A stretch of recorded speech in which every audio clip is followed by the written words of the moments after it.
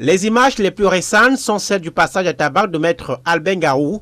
Nous sommes au quartier Colbon, à Douala. L'avocat qui dit s'être présenté comme tel est bastonné par des éléments de la police alors qu'il intervient en défense de son client dans un litige foncier. Maître Ngao sera plus tard embarqué dans un pick-up pour le commissariat. La scène rappelle le piétinement de maître Richard Tristel Tanfou par des gendarmes à Bonabéry. L'avocat s'était opposé à l'interpellation de son client, à l'irrégulière à ses yeux. Dans les rangs des hommes en robe noire, c'est l'exaspération. Il faut qu'on arrête, que ce soit des citoyens lambda, que ce soit des avocats, pour qui en réalité ça attire davantage l'attention.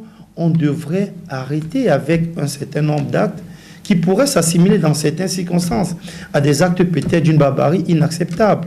Octobre 2024, c'est maître Paul Aboyoyo qui est froissé par un inspecteur de police à Bafia, dans le Mbamé-Noubou. La liste des violences sur les avocats s'allonge indéfiniment au Cameroun ces dernières années. Le Conseil de l'ordre parle d'au moins 20 cas répertoriés en 2024. Si les régions du littoral et du centre sont les plus concernées, les zones en crise sont de plus en plus difficiles pour les avocats, notamment le sud-ouest, où les atteintes à l'intégrité physique de ces auxiliaires de la justice sont montées d'un cran. Le bourreau d'aujourd'hui est le justiciable de demain. Le bourreau de l'avocat aujourd'hui est le justiciable et le client de l'avocat de demain. Et si l'avocat dans l'exercice de sa profession désormais se sent menacé, en réalité c'est toute la justice qui est mise à mal.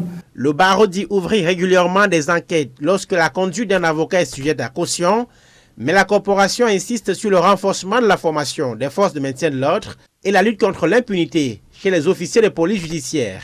Ceux-là pourraient donc prendre conscience que les attributs de la République qu'ils portent ne leur donnent pas le droit à tout et surtout.